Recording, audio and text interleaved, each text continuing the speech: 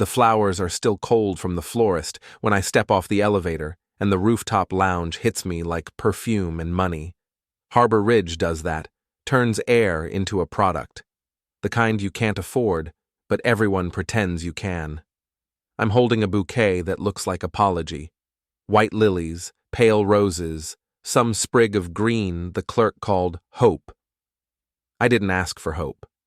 I asked for something that would survive the ride in a rideshare and still look alive when I handed it to my wife. Marissa is at the far end of the room, framed by glass walls and the black lake beyond, like she planned the whole thing with the weather.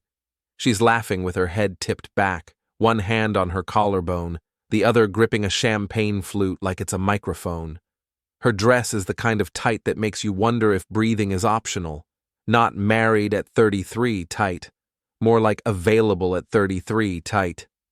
I stop, because my brain does this stupid inventory thing when I'm nervous. It counts exits, it notes who's filming, it reads faces the way I read safety signage on a job site. There are phones everywhere, couples with matching smiles and mismatched eyes, a guy with a smartwatch the size of a small plate, tapping it like he's important. A woman I recognize from our neighborhood group chat.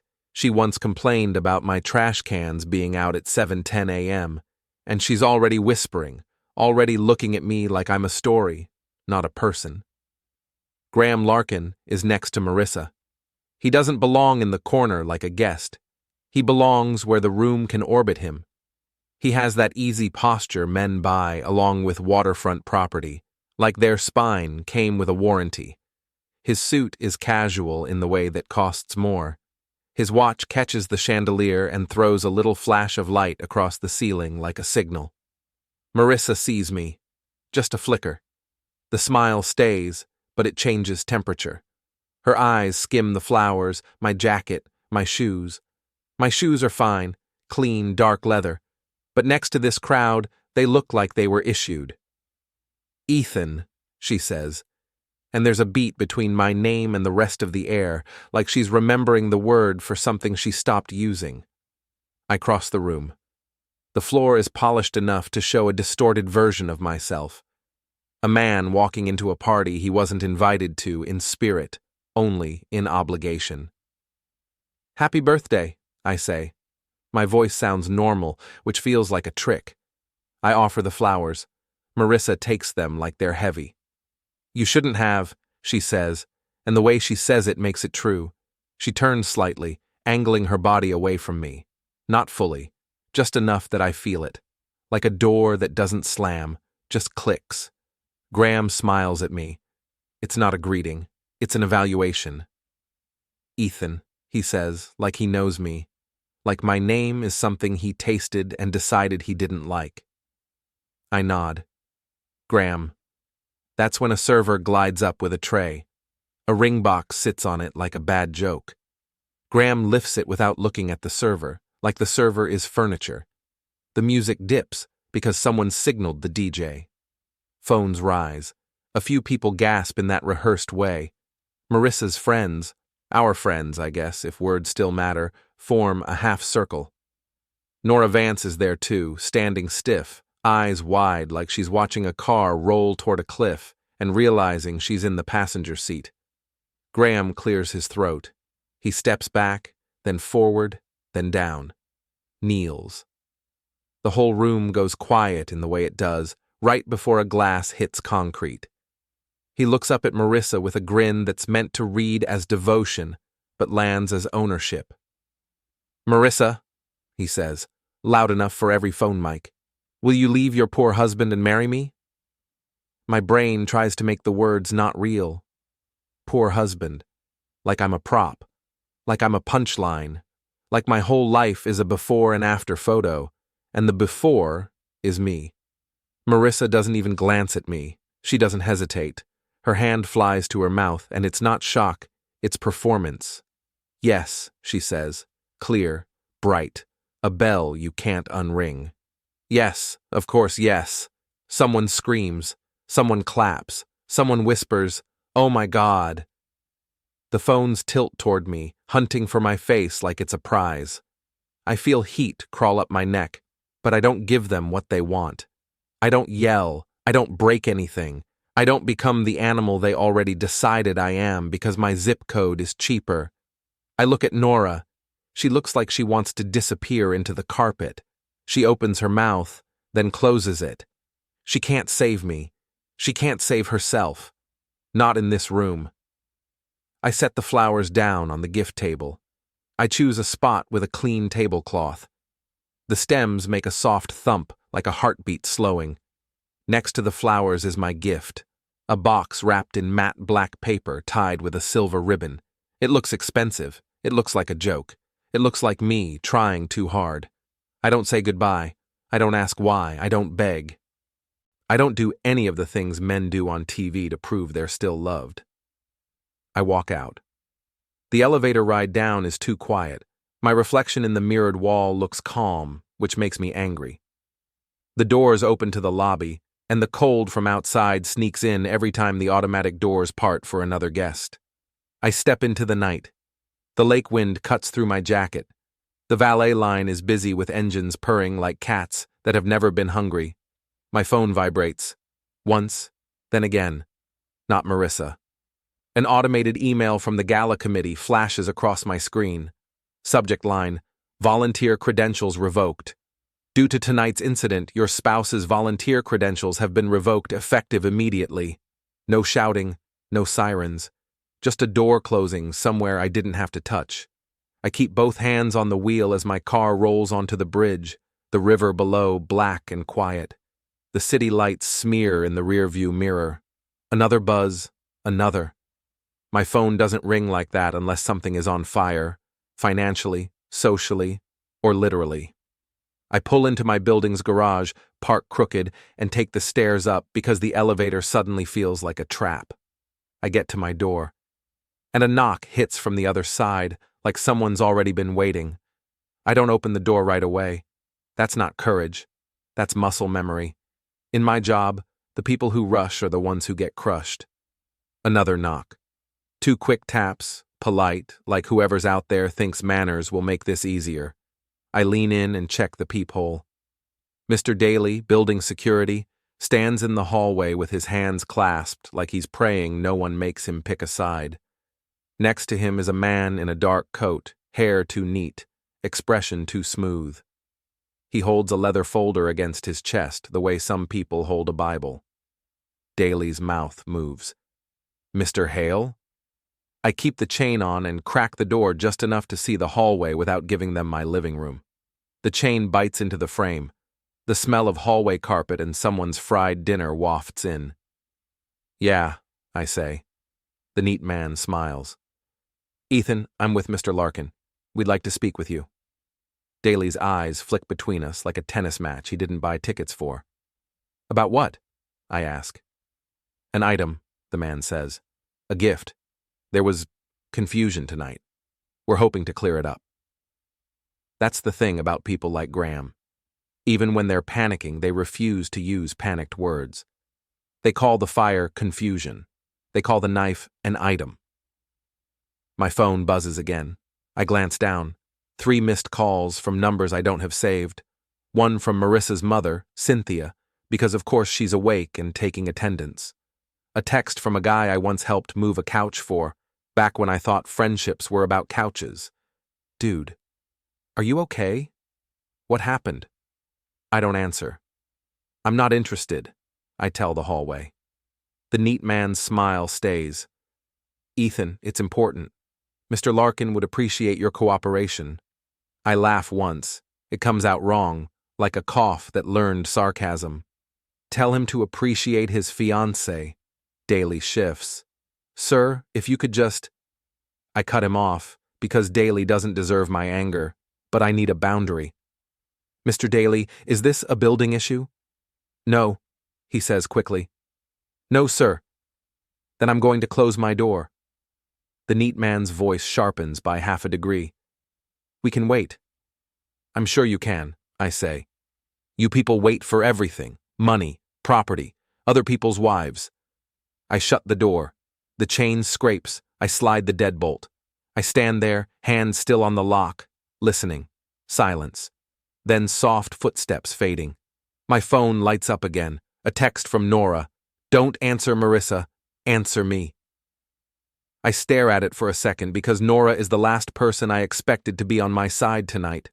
Nora is Marissa's friend. Nora is the woman who once told me, smiling, that Marissa needs a room to adore her. I thought it was a joke. It was a diagnosis. I text back, where? Lobby, 5 minutes, please. I don't like please in Nora's mouth. It means something broke. I grab my keys and go down. The elevator mirrors show my face from too many angles. I look like a man who forgot to be embarrassed. In the lobby, Nora sits on a bench near the mailboxes. Her legs bounce. She's wearing a blazer over a dress that looks like it cost more than my car payment. Her lipstick is slightly smeared, like she tried to wipe off a mistake and made it worse. When she sees me, she stands so fast she nearly drops her phone. Ethan, she says. Her voice is low, not dramatic, scared. You need to know something. I lean against the wall, arms crossed, because if I don't anchor myself, I might float right out of my body. Hit me, she swallows. It wasn't spontaneous. The proposal, it was planned. Weeks. Marissa rehearsed it. My stomach turns, but it doesn't surprise me. It's almost a relief. A planned knife hurts less than a random one. At least you know someone had to sharpen it. Nora opens her phone and flicks through messages. She had a group chat. M's birthday magic. She made us vote on song options. She made me coordinate the videographer. She wanted the shot with the lake behind them. Nora's voice shakes. She made me call you the schedule conflict so she wouldn't have to say your name. That lands in my chest like a nail. Not because I didn't already know Marissa was capable of cruelty. Because she was capable of that specific kind, erasing. Nora holds the phone out, screenshots. Marissa's words in little bubbles, casual as grocery lists. Make sure Ethan doesn't show up early. Tell the host to keep him by the bar if he comes. Graham, wait until the cake. If he makes a scene, security handles it. He won't. He's predictable. Predictable. Like I'm a weather pattern. Like I'm a dog trained not to bite. Why are you showing me this? I ask. Nora laughs without humor. Because she already started blaming me. She told Ms. Klein I pushed her into it. Like I put a ring box in Graham's hand. Ms. Klein. The charity board chair. Marissa's kingdom. Nora's too, apparently. Until tonight. Nora's fingers dig into her phone. And because... She looks away, toward the glass doors, like she expects Marissa to barrel through them. Because your gift, the binder, it's setting everything on fire. So it worked. The box did what it was supposed to do. I keep my face neutral. What binder? Nora's eyes widen. Don't play dumb. The one you left. The pages. The script. The contract addendum. The note.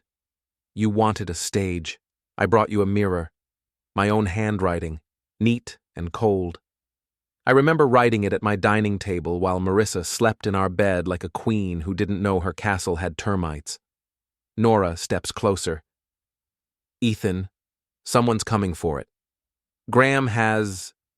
people. He sent one to your door. He sent another to the venue manager. They're trying to retrieve it. I don't have it, I say, and that's true. The binder is in the gift box. On the table, where everyone can see it. Like a bomb you can't unsee. Nora's breathing speeds. They're also calling sponsors.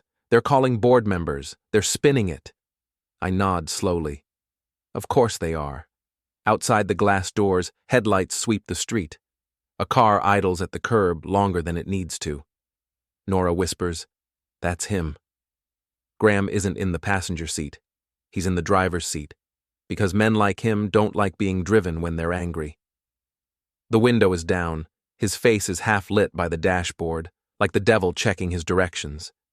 He looks straight at me through the glass, smiles, lifts 2 fingers in a lazy wave. My phone buzzes again. Daly's number. I answer. Yeah? Daly sounds winded. "Mr. Hale, I'm sorry, sir, but someone is towing your car, right now." I look at Nora. She nods like she already knew. Rich people don't apologize. They send representatives. I shove my phone into my pocket. "Come on," I tell Nora. "What are you doing?" she asks. I head for the door.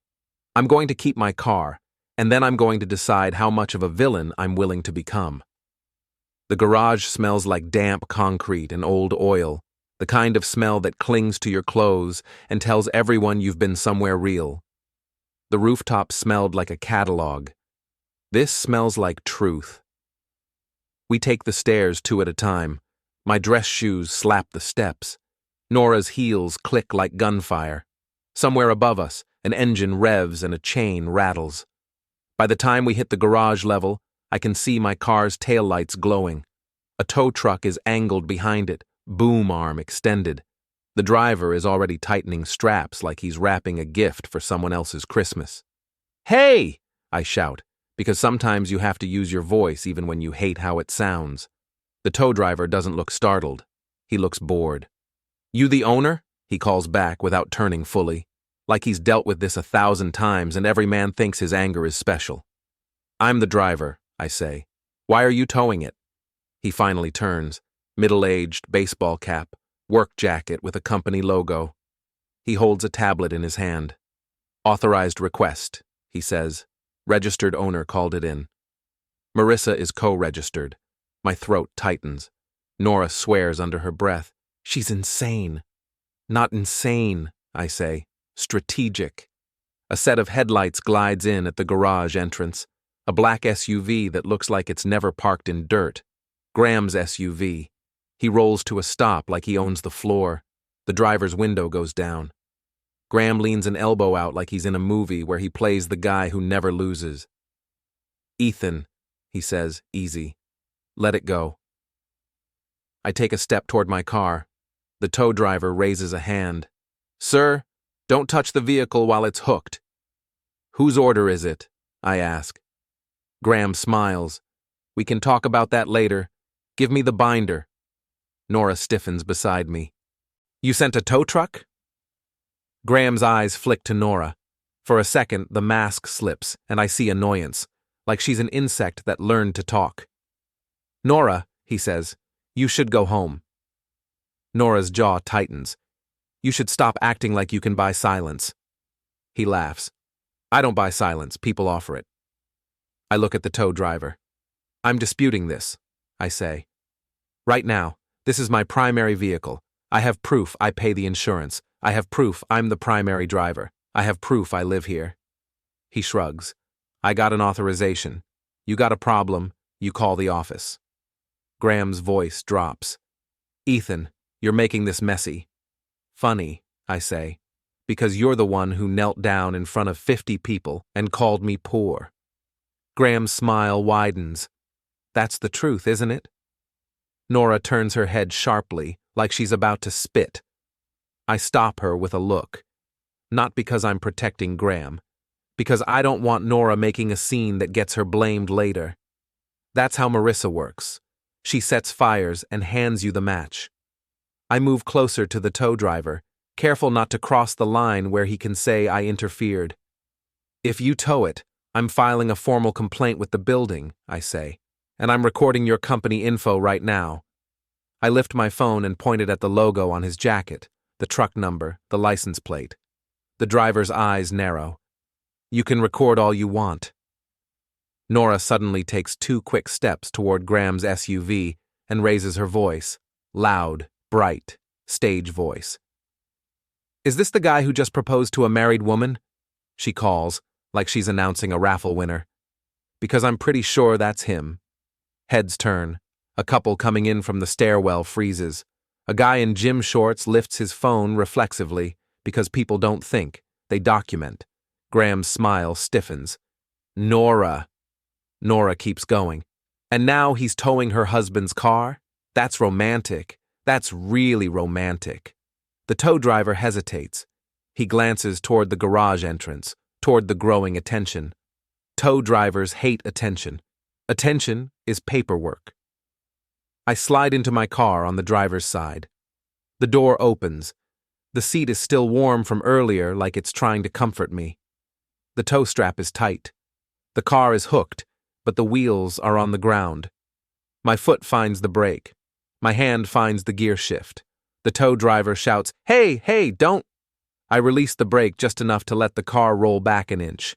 Metal groans. The hook jerks. The tow arm shudders like it wants to break.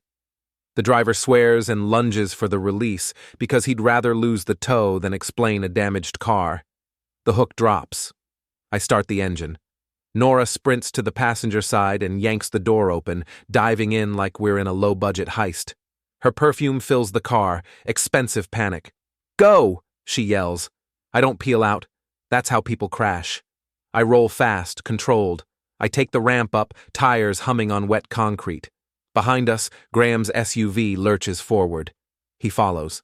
The street outside the garage is slick. Harbor Ridge shines at night, all glass and water and expensive regret. I make a right, then a left, then another left, not because I'm trying to lose him like a spy, but because I know these roads. I've been lost on them before. I've driven home at 2 a.m. after overtime, watching the mansions and feeling like a ghost. Graham stays back 2 car lengths, headlights in my rearview mirror like eyes. He doesn't honk, he doesn't rage, he just presses. Pressure is his language. Nora grips the handle above the door. "He's insane," she says again, breathless. "Not insane," I tell her. "He's used to winning." My phone buzzes in the cup holder. I glance down at a new email notification from Harbor Ridge Giving Gala Committee. Subject: Urgent. Special meeting, concerns raised, and I'm CC'd. Someone just escalated publicly, and it isn't me. I swallow hard and keep driving, because in this town, fires don't burn out. They spread. Morning comes like a punishment. Gray light through blinds, coffee that tastes like burnt apology. My phone buzzing before I'm fully awake. Harbor Ridge doesn't sleep, it just changes outfits. By 9, I'm in the charity office downtown, a space that smells like fresh paint and donated guilt. The walls are covered in framed photos of smiling people holding giant checks. Every photo is proof that money can buy a halo if you angle the camera right. Ms. Klein, the board chair, stands behind a conference table with a laptop open and a folder in her hand. She's in her late 50s, hair sharp, glasses sharp, everything about her built for cutting through nonsense. She doesn't smile when I walk in. She doesn't frown either. She looks tired, like she's been up all night reading emails from people who think their opinion is a subpoena. Nora is already there. She sits against the wall, arms crossed, leg bouncing. She looks like she wants to run and like she wants to watch. Marissa is not in the room yet, which means she's staging her entrance. Ms. Klein gestures to a chair. "Mr. Hale," she says, "thank you for coming on short notice." "I didn't have anything else scheduled," I say. It's true.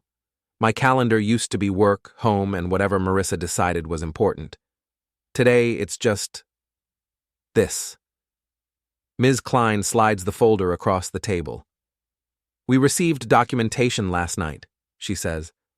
"Concerning documentation." I open the folder. Printed pages, screenshots. A contract addendum for the gala venue, with Graham Larkin's name listed as host sponsor, and a set of special requests that read less like donations and more like demands.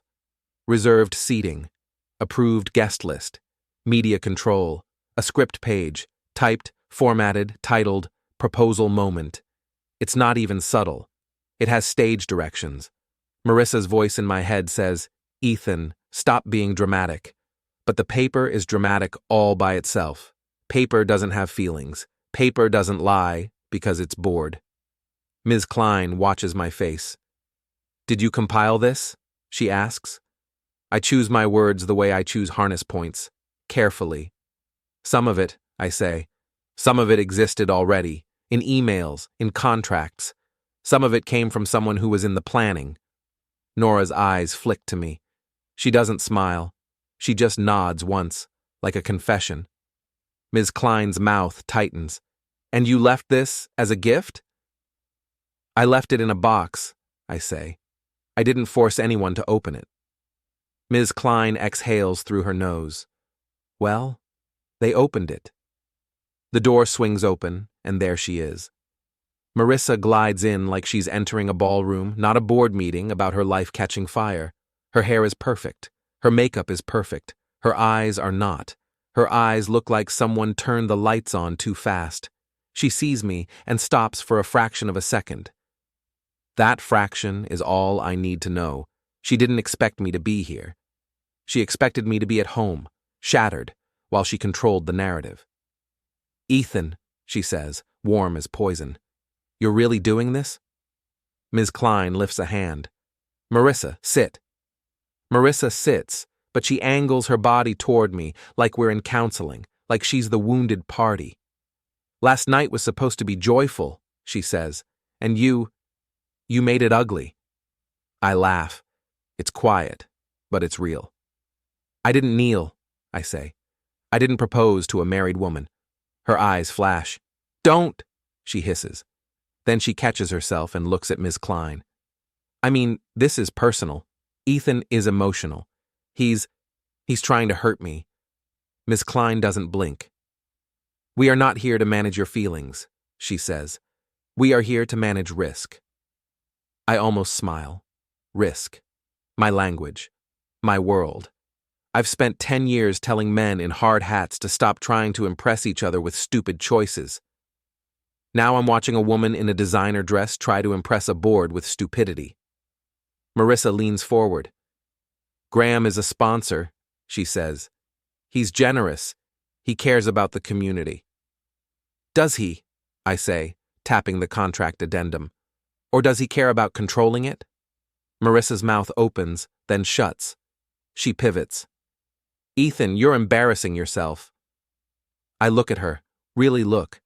The shape of her face hasn't changed. The freckles on her nose are still there if you're close enough.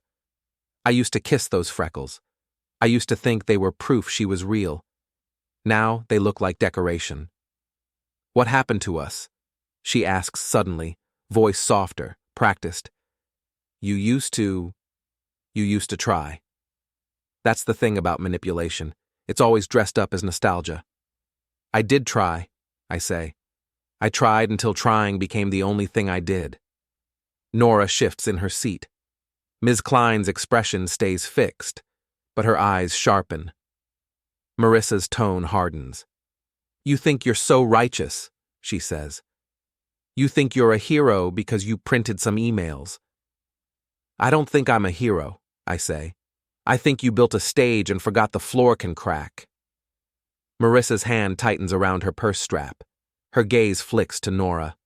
Of course, she snaps. Of course Nora is here. Nora, did you show him those messages? Are you trying to ruin me? Nora's voice is calm, but her cheeks are flushed. I'm trying not to let you ruin me, she says. Ms. Klein closes the folder. Marissa, she says, your volunteer credentials have been revoked pending review. Effective immediately. Marissa's face goes blank. It's like watching a screen go dark. You can't, she whispers. I can, Ms. Klein says. And I did. Marissa turns to me, eyes wild. You did this, she says, and for the first time since last night, her voice cracks in a way that sounds almost honest. You're ruining my life. I lean in slightly, just enough that she has to focus on me, not the room. No, I say quietly. I'm just not buffering it anymore. Her nostrils flare, then her mouth curves into something that isn't a smile. You think you're safe, she says. You think you can just hide behind paperwork. I know where you keep the other copy. My stomach drops, not because she knows I have backups. I do. Always. But because she said it like a promise. Marissa stands, pushing her chair back. This isn't over, she says to the room, but her eyes stay on me. She walks out. Ms. Klein looks at me. Mr. Hale, she says, for your sake, please be careful. I nod because I don't trust my voice. Nora touches my arm lightly. She's going to come for you, she whispers. I stare at the door Marissa exited through and feel something new slide into place inside me. Cold, not grief, not shock, decision. I get home and the hallway feels wrong before I even see them. It's too quiet. The air is too still, like the building is holding its breath. Mr. Daly stands outside my door, shoulders hunched. Next to him is Marissa, arms folded, lips pressed into that straight line she uses when she's trying to look like the reasonable one. On her other side is the neat man from last night. Same dark coat, same leather folder. He's holding a polite expression like a mask strapped to his face. Daly sees me and looks relieved, then immediately looks sorry. "Mr. Hale," he says. "They said—" Marissa cuts him off. "I said I'm his wife," she snaps. Then she turns to me, voice dripping with sweetness for Daly's benefit. "Hi, Ethan." I stop a few feet away. I don't step closer. Distance is safety. "What are you doing here?" I ask. Marissa gestures toward the door like she owns it. "I'm getting my things," she says, "and you're going to stop acting like a child." The neat man steps forward half an inch. "We can keep this simple," he says. "Mrs. Hale has a lawful right to access shared property." I laugh softly. "My lease is in my name," I say. "Marissa isn't on it. This isn't shared property. This is my apartment." Marissa's eyes flash. "You're really going to do this? Over a misunderstanding?" "Over you saying yes to another man," I say, "in front of a room full of cameras." Daly clears his throat. "Ma'am, sir, building policy says I can't unlock a unit unless the leaseholder authorizes it." Marissa leans toward him, voice low. "Daly, don't be difficult." Daly's face flushes. He's a decent guy. He's not built for rich people pressure. I take out my phone. "I'm recording for my safety," I say out loud, clear enough for everyone to hear. I point the camera at Marissa, then at the neat man, then at Daly, then at my door. Marissa's expression shifts. Anger first, then that slow, performative calm. "Oh my God," she says, loud enough for any neighbor to hear. "Are you filming me? This is obsessive." "It's documentation," I say. "Something you understand when it benefits you." The neat man's smile tightens. "Ethan," he says, like we're old friends, "this isn't necessary." "Neither was the tow truck," I say. Marissa steps toward me. Her heels click. "You're ruining my life," she says again, like it's her favorite line. "No," I tell her. "You're just feeling the weight of what you did." She moves fast, too fast, and tries to slip past me toward the door, shoulder first. Not a full shove. A push disguised as impatience. I block her with my arm. I don't grab her. I don't touch her anywhere that could be twisted into a story. I just become a wall. Marissa's eyes widen. "Don't touch me," she says, louder now. "I'm not," I say. "You're trying to enter without my permission." The neat man takes a step closer. His voice is still polite, but the politeness is thinning. "If you're concerned about optics," he says, "we can handle this discreetly." "Optics," I repeat. "That's all you people speak." Marissa leans in close enough that I can smell her perfume. Something expensive that used to make me feel lucky. Now it just makes me feel tired. "Give it back," she whispers, so Daly can't hear. "The binder, the copies. You don't get to do this to me." I keep my face flat. "You did it to yourself." Her mouth curls. "You think you're the only one who can plan," she murmurs. The neat man clears his throat. "Ethan," he says, "Mr. Larkin would prefer this to end peacefully." I lower my phone slightly and look at him. Up close, I can see the tiny vein pulsing at his temple. He's calm, but he's not comfortable. He's not used to being recorded. Not in a hallway with cheap lighting and no audience he can charm. I step closer to him, not aggressive, just close enough that he has to register me as a physical presence. I keep the camera rolling. "Your name is on the security log. I whisper, voice low but audible on my recording. Your company logo is on your blazer. You're standing in front of a camera. You want to be famous? His eyes flick to the ceiling corner where a tiny black dome camera watches us. His smile breaks, just a crack. He takes a small step back. Marissa's face tightens. Don't talk to him like that, she snaps, like he's her employee. I tilt my head.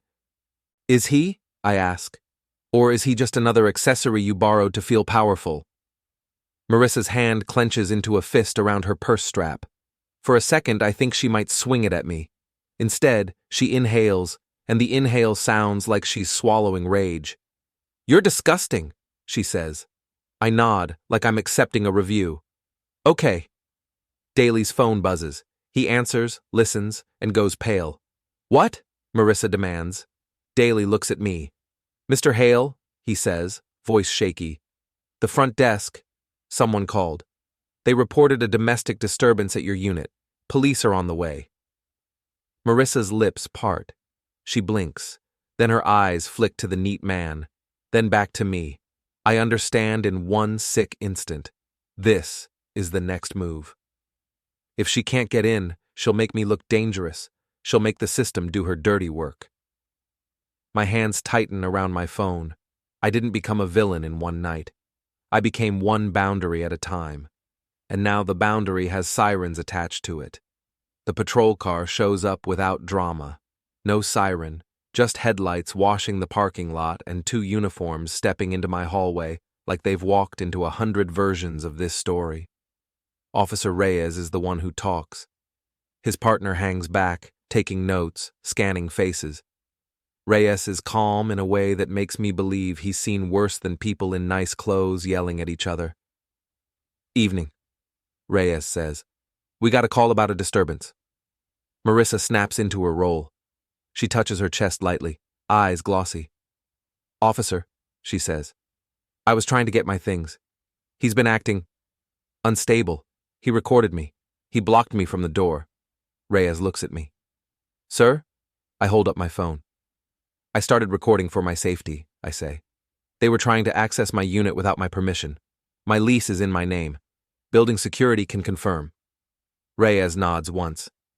Okay, I need you both to take a breath. He turns to Daly. Sir, can you confirm the leaseholder? Daly's voice cracks. Mr. Hale is the leaseholder. Reyes turns back to Marissa. Ma'am, do you have legal access to the unit? Marissa's smile twitches. We're married, she says, like it's a key. Reyes doesn't react. Marriage doesn't automatically give you access to a leased unit if you're not on the lease, he says. His tone stays even. That's a civil matter. Tonight we're just making sure nobody gets hurt. Nobody gets hurt. That sentence sits in the air like a warning and a promise. Reyes separates us. He speaks with Marissa near the stairwell. His partner speaks with me near my door. I show my lease agreement on my phone. I show the video time-stamped in the hallway. I show the tow truck email from last night. I keep it factual. Boring. Boring is safe. Marissa's voice rises. He's humiliating me, she says. He's trying to ruin my reputation. Reyes's voice stays low. Ma'am, I'm not here for reputation. I want to laugh. In Harbor Ridge, reputation is religion, and here's a cop reminding her it's not law. After 10 minutes, Reyes walks back toward me. Sir, he says, I don't see probable cause for anything criminal here, but I'm going to ask you both to keep distance tonight. If there are belongings, handle it through proper channels, a third party, a scheduled pickup. Marissa's eyes burn holes in me. She's furious because the system didn't instantly kneel for her the way Graham did. Reyes looks at her. Ma'am, he says, do you have somewhere else you can go tonight? Marissa's jaw tightens. Yes, she spits. I do. She turns and storms toward the elevator, the neat man following like a shadow that's suddenly nervous. Nora appears at the end of the hall, out of breath, hair slightly messy like she ran here. She catches my eye and mouths, Are you okay? I nod. I'm not, but nodding is easier than explaining. Reyes leaves, Daly apologizes 3 times. I tell him it's not his fault, because it isn't. He's just a doorman for other people's storms. Nora and I end up in a diner on the edge of town, the kind of place with sticky menus and coffee that tastes like it's been brewed since the Reagan administration. The lights are harsh. The booth vinyl squeaks when you move. It's perfect. No one here cares who Marissa Hale is. Nora stirs her coffee like she's trying to drown something. She's going to spin this, she says. She's going to say you scared her. I didn't touch her, I say. That won't matter, Nora says. In her world, feelings are evidence. I stare at the window. Outside, the lake fog creeps across the road like it owns it. Why are you still helping me? I ask. Nora laughs quietly. Because she tried to set me up, she says. And because I'm tired. Tired. That's the truest word anyone said all day. Nora leans in. Her voice drops. Ethan, she says, you need to understand something. Graham didn't propose because he's in love. I blink. Then why? Nora's eyes flick around the diner like the booths might be wired. Then she slides her phone across the table. A screenshot. Marissa's number at the top. A message thread with a contact labeled simply, G. You don't get to back out, she wrote. Not after what I have. Another message. If you make me look stupid, I'll make sure the lake committee sees the video. My stomach tightens. Video? I ask. Nora nods. Marissa bragged about it, she says. Not criminal, not like that. Just career ending for a man who sells himself as family values and community leader. There's a morality clause in some of his deals. Investors, board positions. He needs the image. So he proposed to control her, I say. He proposed to control the story, Nora corrects. To turn her from a threat into a fiancé. That way, whatever she has becomes private relationship stuff, not scandal. I exhale slowly. It's amazing how brave a man gets when he realizes the monster in the room isn't him. I look down at my hands. They're steady. That scares me more than the sirens did. What do you want me to do? Nora asks. I think about the gift box, the binder, the way Marissa's face changed when the board chair spoke, the way Graham's smile stiffened when Nora raised her voice in the garage. They need a stage, I say. They live for it, so I'm going to give them one. Nora watches me. Ethan, I'm not talking about violence, I say. I'm talking about a mirror, a public one, with timestamps. My phone buzzes. Unknown number. Come to the Marina, alone, bring the binder. I stare at the message until the letters blur. Nora leans forward. What is it? I tilt the phone so she can see. Her face goes pale. Don't go, she says immediately. I slide the phone back into my pocket. I have to, I say, because if I don't, they'll come anyway, and I'd rather choose where the next move happens. The fog outside thickens, swallowing the streetlight. Somewhere in the dark, Harbor Ridge waits. The lake looks like a mouth tonight. Fog sits on the water in thick layers, like the world forgot how to breathe. Dock lights glow in soft halos, turning every piling into a shadowed figure. The marina is mostly empty this time of year. Summer boats are wrapped and sleeping. Winter boats sit like bored predators. I park under a flickering lamp and shut off the engine. For a second, I just sit there with my hands on the wheel, listening to the tick of cooling metal. Alone. Bring the binder. I didn't bring the binder. I'm not stupid. I brought a folder with copies of the copies, because I'm me and because fear makes me thorough. I step out into air that smells like water and old rope. My shoes crunch on gravel. Somewhere a boat line knocks gently against a cleat, a soft, repetitive sound like someone tapping a finger. Graham's boat is easy to spot. It's too big for this marina, like a mansion squeezed into a trailer park. Its name is painted on the side in clean white letters. True North. He's standing on the dock near the ramp, hands in his coat pockets, posture relaxed. Next to him, leaning against a post, is Marissa. Of course she's here. Of course this isn't just business, it's theater. Tess, the Marina manager, steps out of the office as I approach. She's wearing a beanie and a heavy jacket, clipboard in hand. Her eyes flick between me and the couple on the dock, like she's trying to figure out which storm is going to soak her. Graham smiles like we're meeting for brunch. "Ethan," he says. "You came."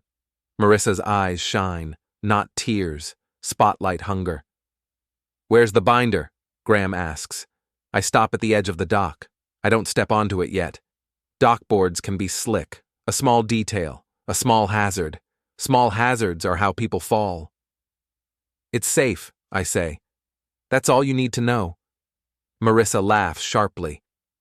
"You think you're clever," she says. "You think you can hold our lives hostage with paper." "Not your lives," I correct. "Your image." Graham's smile thins. "Give it to me," he says, voice still calm, but the calm is tighter now, wound around something sharp. "I'm leaving," I say. I glance toward Tess and speak clearly, like I'm reading a statement into a recorder. "Do not touch me. Do not follow me." Tess's eyebrows lift. She makes a small note on her clipboard without looking down. Witnesses write things down. Witnesses are dangerous. Graham steps closer. "You're making a mistake," he says. "Funny," I say. "That's what I used to tell Marissa when she bought things we couldn't afford." Marissa takes a step toward me, and for a second I see the Marissa I married, the girl who used to steal fries off my plate and laugh like she didn't know life could be cruel. Then her face hardens again, and I remember that girl was either buried or never existed. "Ethan," she says, voice low, intimate, like we're alone. "You don't have to do this. We can be civil. You can get something out of it." I tilt my head. "Like what?" I ask. "A thank you card?" Graham's jaw tightens. "Stop," he says, and the word isn't for me. It's for her. It's control. Then he looks back at me and smiles again. "Poor husband," he says softly, like he's savoring it. Something snaps in me. Not loud, not explosive, just a clean break, like a rope finally frays. I step forward onto the dock. Before I can think, my hand lifts and lands across Graham's face. One sharp slap. The sound is small, swallowed by fog, but the impact is huge because it's not pain that matters. It's humiliation. Graham's eyes go wide. His hand rises to his cheek. For a second, he looks like a man who just realized he isn't untouchable. Marissa gasps. "Ethan!" Tess stiffens. Her pen pauses, then continues. Witnesses don't gasp, they note. I don't hit him again. I don't linger. I speak, clear and steady, for Tess and the cameras and the universe. "I'm leaving," I say again. "Do not touch me. Do not follow me." Graham lunges, not to punch, but to grab my bag. He reaches like he's taking back something he owns. I shift sideways, simple, like avoiding a swinging door. His shoe slips on wet wood. He stumbles into a coil of rope and goes down hard, catching himself with a hand, swearing through clenched teeth. No broken bones.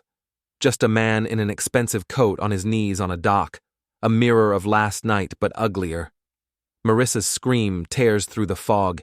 "You psycho!" I step back onto the gravel and walk away, heart hammering, hands shaking now that the moment is gone. Behind me, I hear Graham's shoes scraping as he stands, hear Marissa's heels clicking in furious circles. I don't look back. Looking back is how you get pulled in.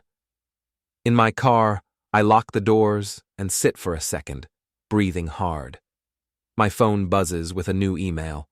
Harbor Ridge Giving Gala. Live stream schedule confirmed tonight. Marissa is hosting. Graham is headlining.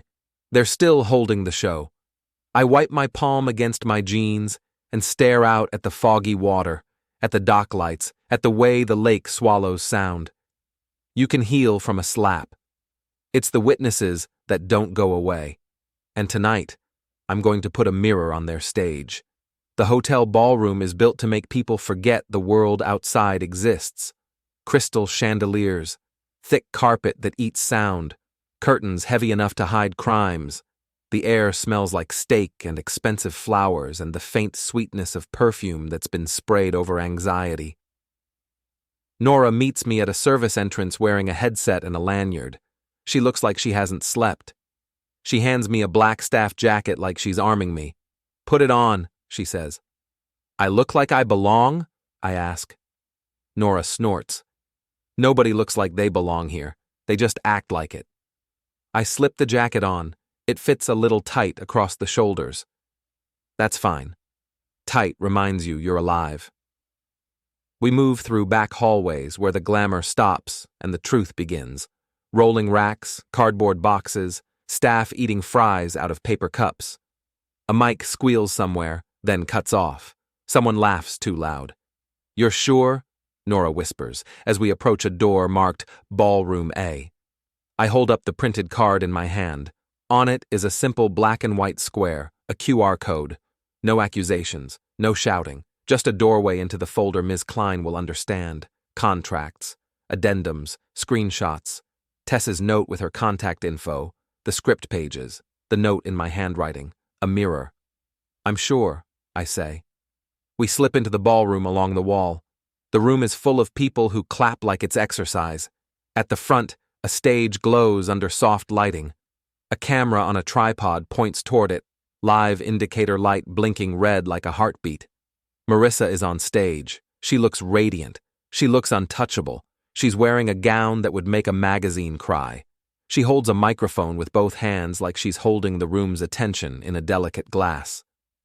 "My friends," she says, voice warm, "tonight is about integrity, about community, about lifting each other up." I almost laugh out loud. The irony is so thick you could spread it on toast. People smile, people nod, people record. The chat on the live stream, projected on a small monitor by the camera, scrolls with hearts and applause emojis. Nora guides me toward the side aisle where Ms. Klein sits near the front, posture straight, expression unreadable. Two board members flank her, whispering behind programs. I stop behind her chair and lean in just enough that my shadow touches her shoulder. "Miss Klein," I say softly.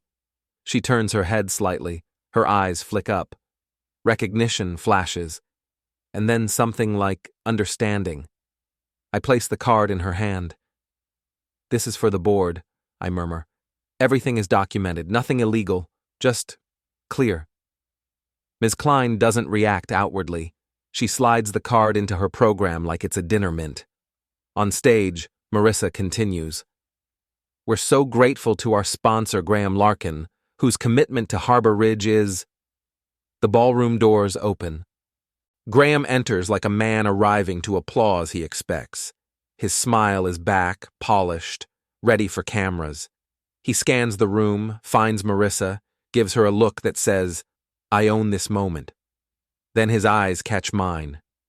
The smile on his face freezes. For half a second, his expression is naked. Anger, panic, calculation. Marissa sees his expression shift and follows his gaze. Her eyes land on me. For an instant, she looks genuinely shocked, like she can't believe I'd come into her cathedral and breathe. Then her face tightens. The smile on her lips stays, but the skin around her eyes hardens. She keeps talking into the mic because Marissa never stops performing. But her voice changes, just slightly. A tremor in the polish. Ms. Klein glances down at her program. Her phone is in her hand now, already scanning the QR code. I watch her face as she scrolls. No gasps, no theatrics, just a slow narrowing of the eyes. The live stream monitor flickers. A staff member whispers into the camera operator's ear. The red light blinks off. "Technical difficulties," Marissa says into the mic, too bright, too fast. "We'll resume the stream shortly," the room murmurs. Phones lower. People glance around like they smell smoke. When the queen falls, the court pretends they never bowed.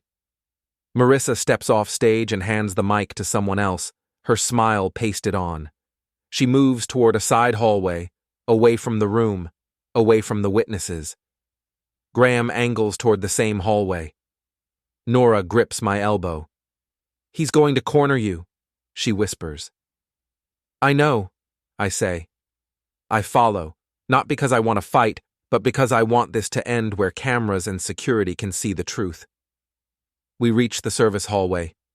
Graham is already there, waiting, standing under harsh fluorescent lights that make him look less like a prince and more like a man who sweats. He smiles. "Let's talk," he says, and the hallway suddenly feels very, very small. Graham steps into my space like he thinks space belongs to him. Up close, his smile looks practiced, like a sales pitch. "You really want to do this here?" he asks. His voice is soft, almost friendly. "In my building, my event." "It's not your building," I say. "It's a hotel that rented you a stage." His smile twitches. "You don't know who you're dealing with." Marissa's heels click in. She stops at the end of the hall. "Ethan, stop," she says. "Us," like I'm still part of her team. I keep my hands visible at my sides. "I handed the board facts," I say. "If facts humiliate you, that's not my problem." Graham takes another step. "Give me what you gave her," he says. "No," I say. His hand shoots out and grabs the front of my staff jacket, yanking me forward. It's not a punch. It's control. The hallway narrows to the fabric in his fist and the smell of his cologne.